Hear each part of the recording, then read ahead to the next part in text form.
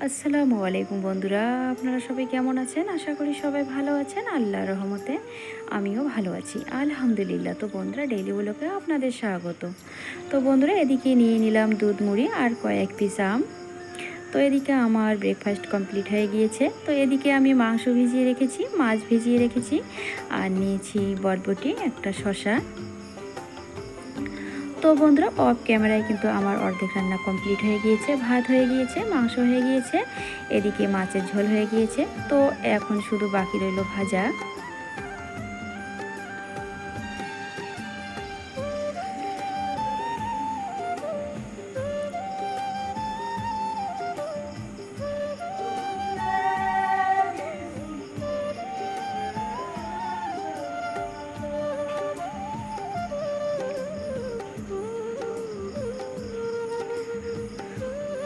তো বন্ধুরা, এদিকে আমার ফাইনালি রান্না কমপ্লিট হয়ে গিয়েছে। এদিকে মাংস হয়ে গিয়েছে, মাছের ঝোল হয়ে গিয়েছে, ভাজা হয়ে গিয়েছে।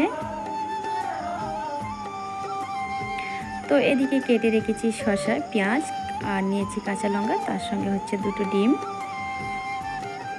তো বন্ধুরা, এখন আমি লাঞ্চ করব।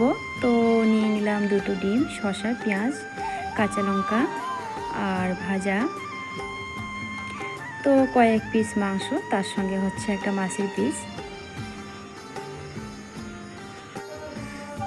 তো বন্ধুরা, এত কিছু নেওয়ার কারণ হচ্ছে যে আমি 7 দিন ধরে ডায়েট করছি।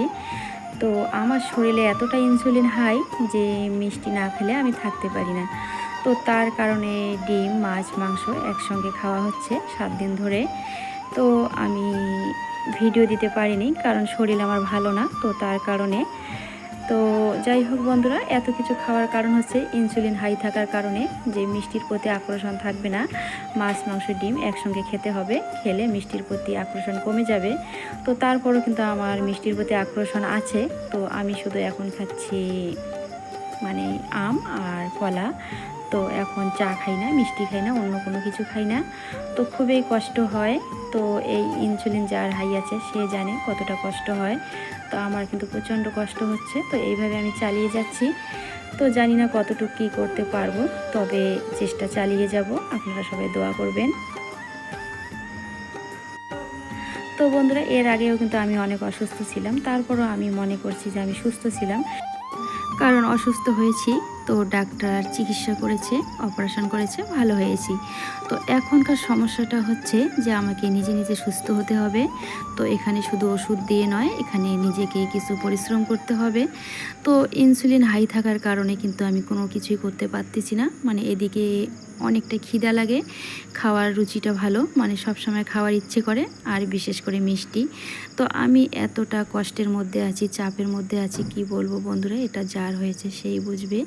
তো আর এটা নিয়ে বেশি কিছু বলতে চাই না।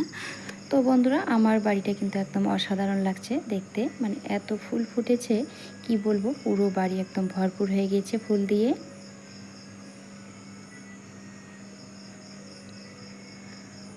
তো অন্যবার কিন্তু আরও এর থেকে বেশি ফুল থাকে। তো এখন কিন্তু কোনো ফুল লাগাইনি, মানে এবছর অন্য কোনো ফুল লাগাইনি, কারণ ফুলের পিছনে আর সময় দিতে পারি না। মানে শরীর এতটা খারাপ, তো কি বলবো, সে সময়টা দিতে পারি না। তো এই ফুলগুলোর পিছনে কিন্তু তেমন সময় দিতে হয় না। তো পুরো বাড়ি কিন্তু একদম ভরপুর হয়ে গিয়েছে। ক্যামেরায় কতটুকু বোঝা যায় জানি না, কিন্তু অরিজিনালে অসাধারণ।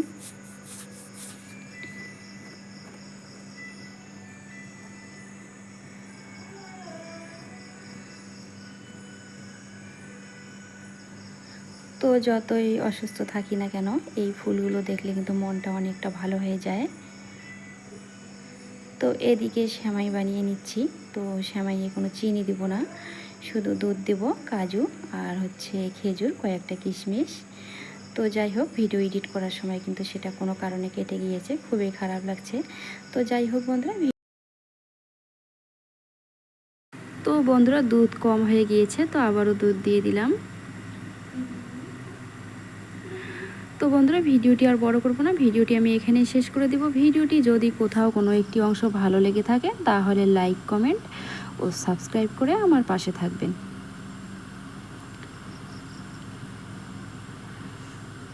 তো অর্ধেকটা ভিডিও আমার কেটে গিয়েছে এডিট করার সময়, তো খুবই খারাপ লাগছে। যাই হোক বন্ধুরা, ভিডিওটির বড় করবো না, এখানেই শেষ করলাম। আল্লাহ হাফেজ।